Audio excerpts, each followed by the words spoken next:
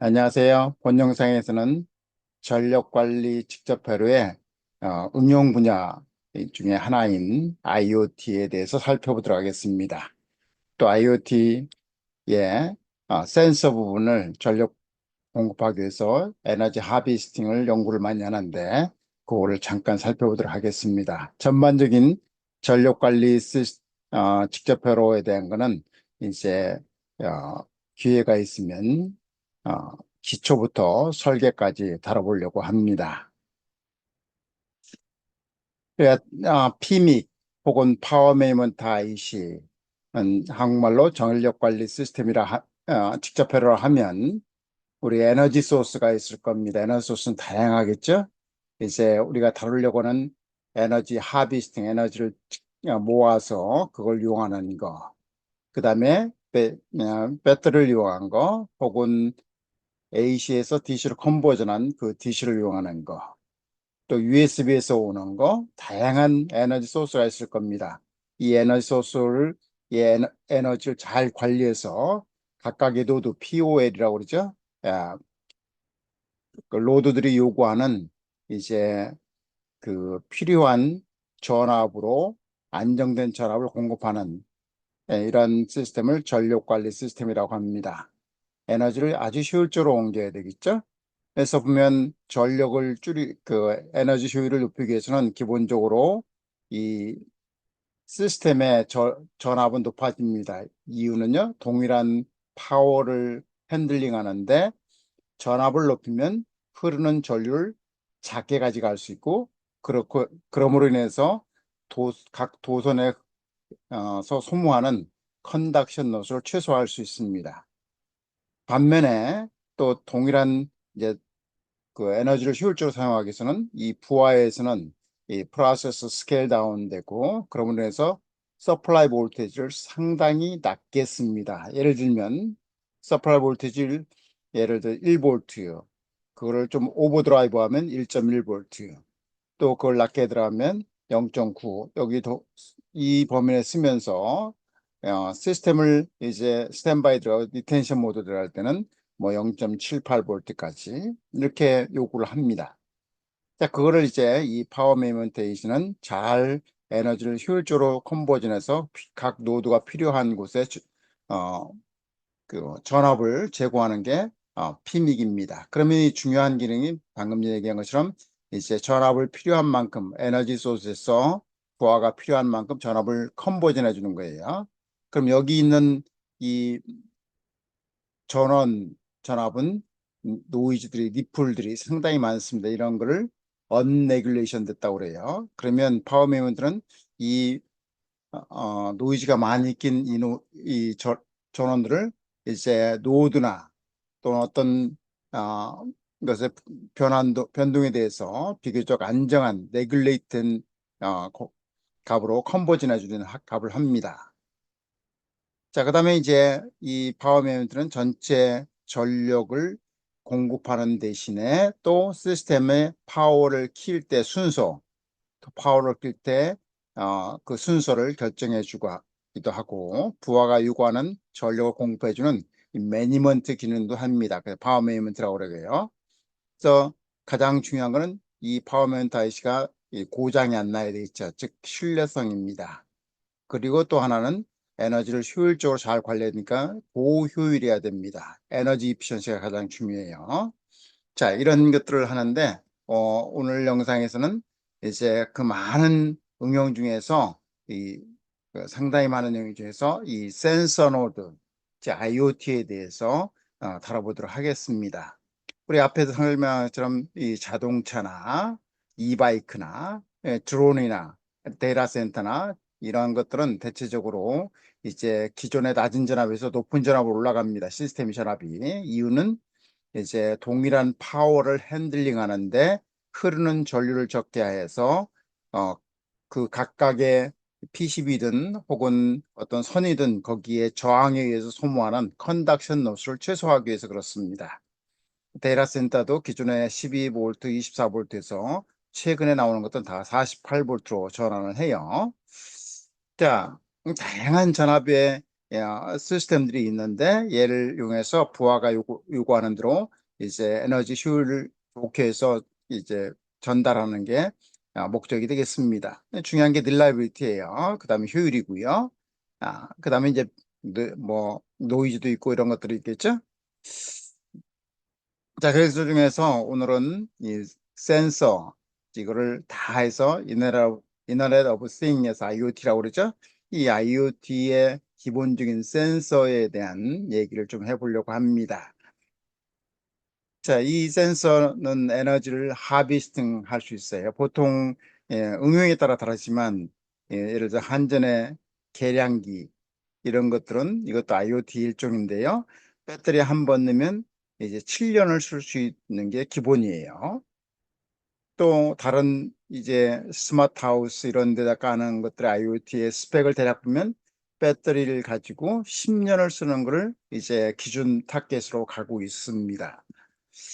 자, 그러면 이제 그 와이어리스 로드, 이걸 센서 로드라고도 부르고 IoT라고도 부르는데 이걸 대체적으로 보면 깔리는 부분은 상당히 많이 뭐 스마트 홈에도 깔리고 오피스에도 깔리고 인더스트리얼 각 센서 하는 곳에도 이제 센서 로드하고 예를 들면 뭐 제가 아티클 보니까 다리의 안전 시스템에도 깔리는 것 같더라고요. 어찌됐든 간에 이런 센서 노드들은 배터리를 이 타겟이 대략 10년으로 쓰는 것 같아요. 한전의 IoT는 이 계량기 IoT는 대략 7년을 요구하는 것 같습니다. 배터리 한 번 넣으면 7년 동안 쓸 수 있는 거예요. 자, 그러면 예를 들어 배터리가 이지만 이 동그라는 조그마한 배터리 3V CR2032 이런 코인셀 이런 걸 이용해서 10년 동안 써야 된다. 그러면 여러 대략적으로 이제 에너지, 이 배터리에 가지고 있는 에너지하고 이 각 순간순간의 이제 파워를 계산해 보면 에버리지 커런트가 대략 2.5 마이크로 이하가 돼야 돼요. 그러면 얘를 파워로 그러면 대략 파워 서플라이 볼트 어떻게 쓰냐에 따라 다르지만 한 10 마이크로와트 이하가 됩니다. 자, 이런 타겟을 만족하기 위해서 IoT는 항상 켜 있는 거 아니에요. 자, 액티브 동작할 때 어떤 데이터를 센싱한 데이터를 보낸다든가 이런 거 할 때만 온되고 나머지 때는 다 스탠바이에 들어 있습니다. 액티브 모드의 커런트는 그럼 대략적으로 이 에버리지 커런트 2.5 마이크로 가지고는 회로를 전체 시스템 만들기 그렇게 쉽지 않겠죠? 그리고 대략 보면 페이퍼들을 보면 5mA 정도 되는 것 같아요. 이때 이제 데이터를 트랜스미션 합니다. 보내고 하는 것들이죠. 그럼 이때에 주로 쓰는 것들이 보면 CPU, 그죠? 아주 CPU가 적겠죠. IoT에는 CPU, 그냥 일을 하면서 쓰는 거, 그다음에 RF 트랜시버, 어떤 데이터를, 센싱한 데이터를 보내거나 받거나, 어떤 지시를 받거나, 리시버 하겠죠? 그다음에 그 지시를 받아서 보내는 거, 그걸 토탈 합해서 송수신기를 다 트랜시버라고 합니다. 자, 그 다음에 센서한 데이터 컬렉션 할 때, 이런 때도 파워를 먹을 겁니다. 그 다음에 이제 그거를 파워를 컨트롤하는 파워 메이먼트 IC도 에너지를 소모하겠죠?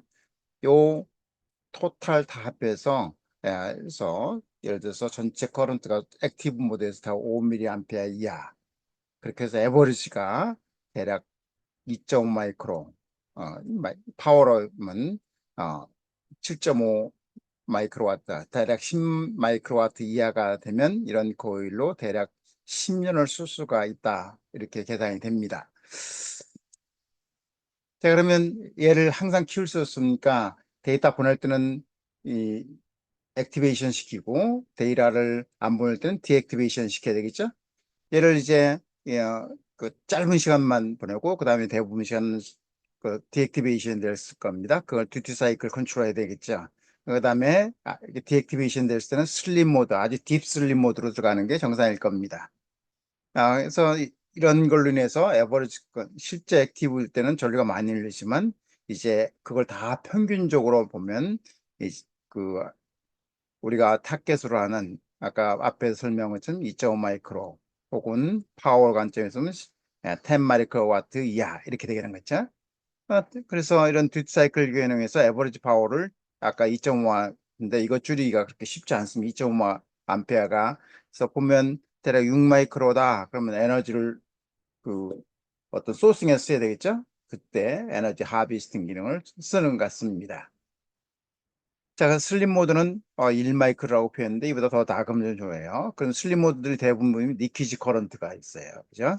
이게 스케일 다운된 프로세스를 쓰면 리퀴지 커런트가 더 많아요. 이 IoT는 굉장히 싸니까 굉장히 어드밴스된 공정을 쓰지 않을 거고 이제 좀 올드된 테크놀로지를 써도 무방할 정도로 되겠죠?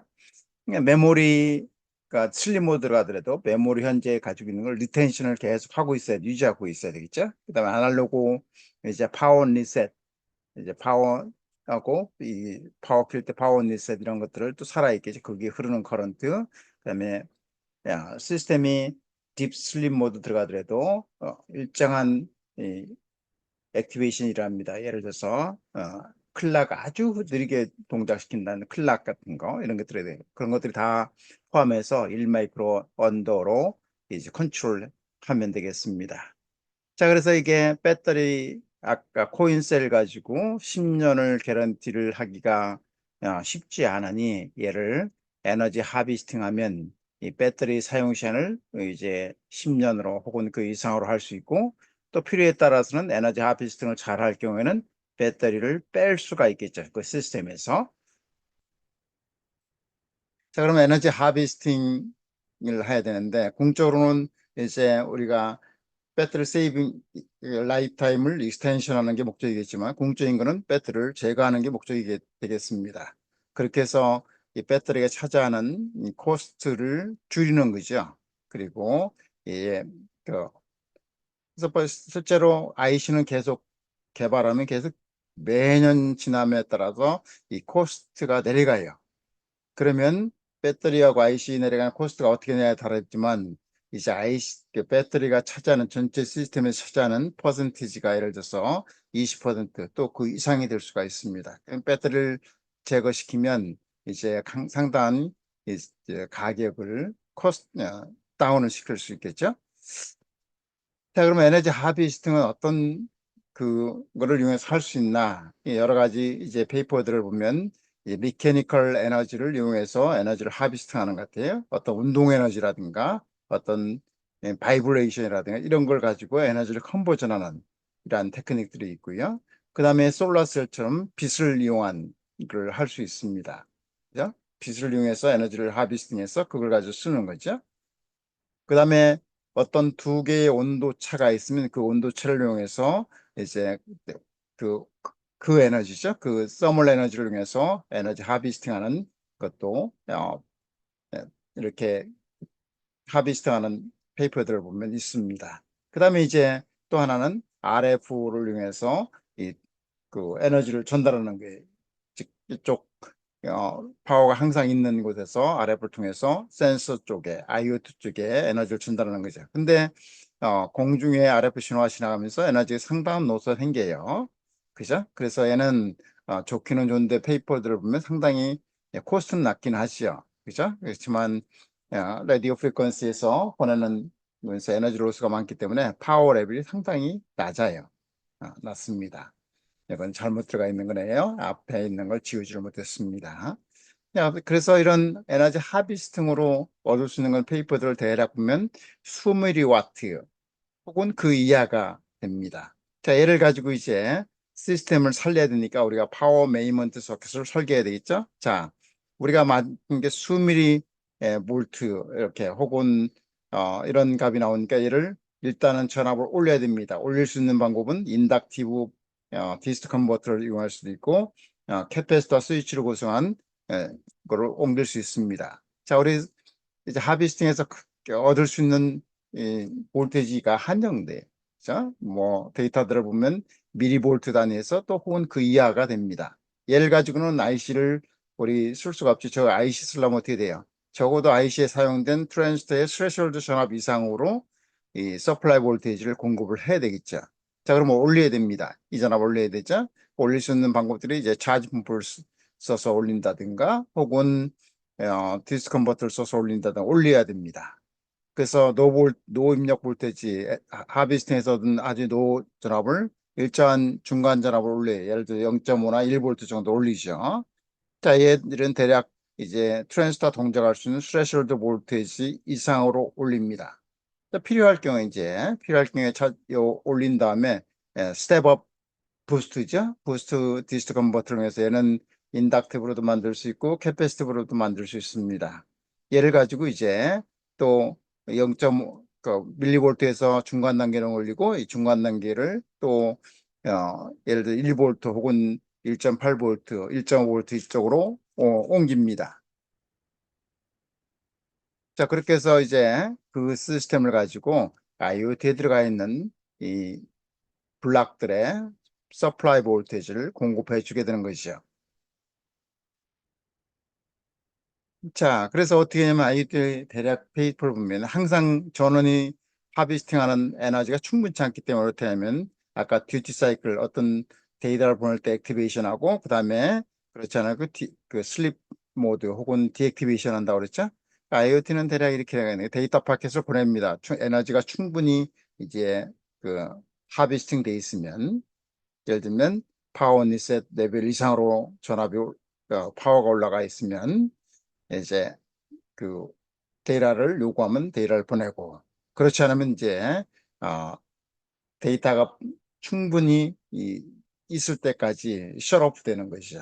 자, 이런 반복적으로 하는 건데 그래서 IoT 속에 있는 그런 에너지 하비스팅하고 그 하비스팅한 거를 아주 작은 전압이기 때문에 그 전압을 한두 단계를 통해서 IC가 실제 쓸 수 있는 전압으로 올려서 이제 전체 시스템을 동작시키는 그런 시스템이 되겠습니다. 그래서 에너지 하비스팅 혹은 센서 노드 혹은 IoT라고 표현되는 것들은 이제 거기에 필요한 PMIC의 이 기본적인 컨셉을 이제 공부를 해봤습니다. 다음에는 다른 드론이라든가 이바이크라든가 이런 쪽을 간단히 살펴보도록 하겠습니다. 자세한 PMIC 디자인은 전반적으로 기초부터 시작해서 PMIC 회로 혹은 시스템까지 다뤄볼 예정입니다. 감사합니다.